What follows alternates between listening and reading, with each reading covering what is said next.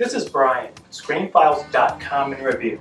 What I'm looking at today is Sonic the Hedgehog, directed by Tim Fellner, which was released this year. And I don't tend to be the biggest fan of animated movies. It's just something I don't go out of my way to catch. I respect the craft and I understand the work that goes into it. It's just something I don't particularly find engaging. I'll watch them every once in a while, but it's not something I seek out. Though when iTunes has a sale on something, like Sonic the Hedgehog, I figured why not? Let's give it a look. And I'm really glad I did, because it's not bad. And it's very interesting in ways I didn't expect.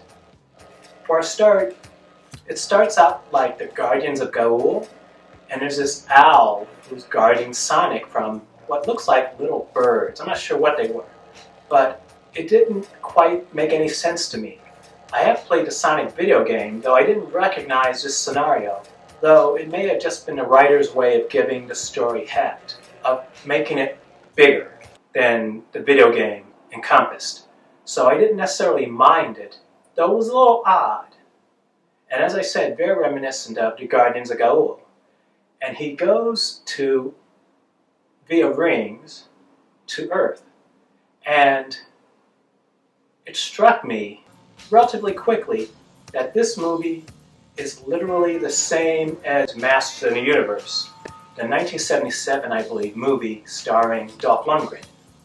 It's a terrible movie, and Sonic is much better than that, thank God. Though it's really weird that literally mimics the beats to Masters of the Universe, which is strange. This movie gets stranger though, and it's so odd. In some ways it reminded me very much of Willy Wonka and the Chocolate Factory, not the Tim Burton, Johnny Depp mess. The only real version as far as I'm concerned, which stars Gene Wilder. If you recall that movie, Gene Wilder's character was vaguely sinister and a little creepy. And this is supposed to be a children's film, by the way. And it was just very odd. His performance was very strange and disquieting. And that's, to a T, what Jim Carrey brings to this movie. It's like casting Dennis Hopper's character from Blue Velvet in what should be a children's movie. It's the weirdest thing. His performance is intense, it's really good, and it's very odd, but also very creepy at times. It's strange.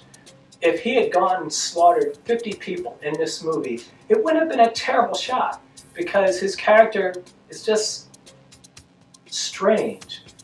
Not children's movie strange. Strange as in any movie, frankly.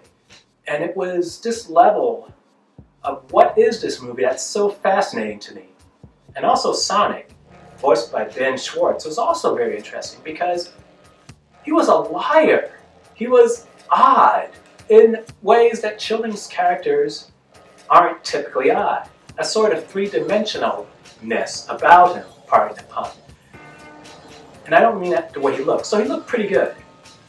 You all probably remember Sonic Gate, in which they tried to hoist that monstrosity upon us. This version looks pretty accurate to the video game character. And as I mentioned earlier, he's just odd. He lies, he exaggerates, he's not wholesome at all. And it's so weird to contrast between Robotnik, Sonic, and the other main characters, which are played by James Marsden and Tika Summer as Tom and Maggie. Tika Sumter is black, James Marsden is white.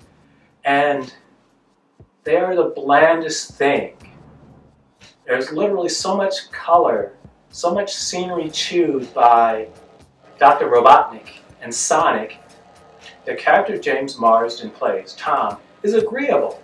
I mean, he's handsome, he is charismatic, but he's just so bland. In fact, as I mentioned earlier, Maggie is pretty bland too. And for an interracial relationship in a small town, that it's so blah was the weirdest thing. But as I was saying, this movie is a study in contrast. It's so strange. And on the basis of that weirdness is what makes it worth watching, as far as I'm concerned. Though, there are certain things that are a little problematic about it. First off, they are very confident they're going to get a sequel. And they will, because it made gobs of money. But this movie is long. This movie lasts an hour and a half.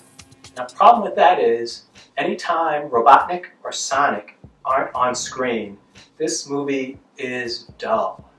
And typically, if Sonic or Robotnik aren't on screen, Tom or Maggie are. And they're just dull. They're pleasant, and they're nice, and they're just not very interesting. They have no depth, which is the weirdest thing, because Sonic is a CGI character, but he's more interesting, more fleshed out than actual humans. It's the strangest thing, and this movie is very strange. And for that reason, I think it would really be enjoyed by adults. Once again, it's a little long in the tooth.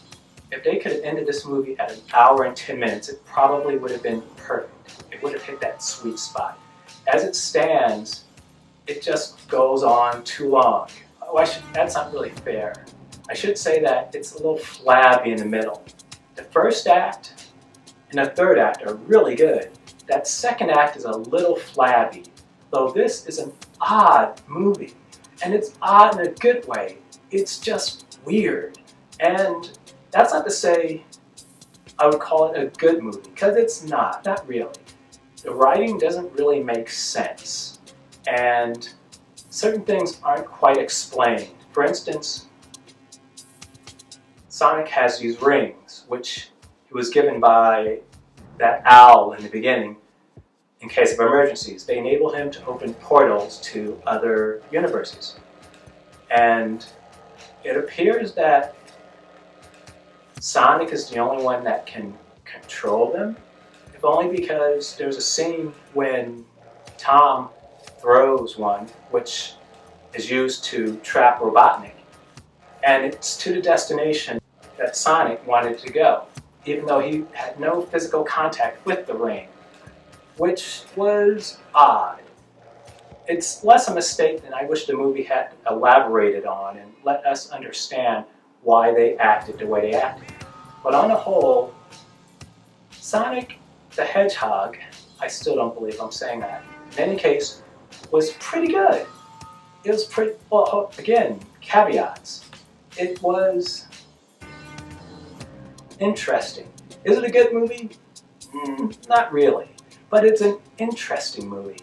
And that's important to me, because a lot of movies aren't.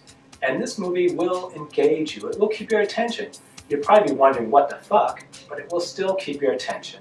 And for me, that's half the battle won. This is Brian with ScreenFiles.com and Review. Do you agree, disagree? Let me know down below. And as usual, consider a like or a follow. Peace.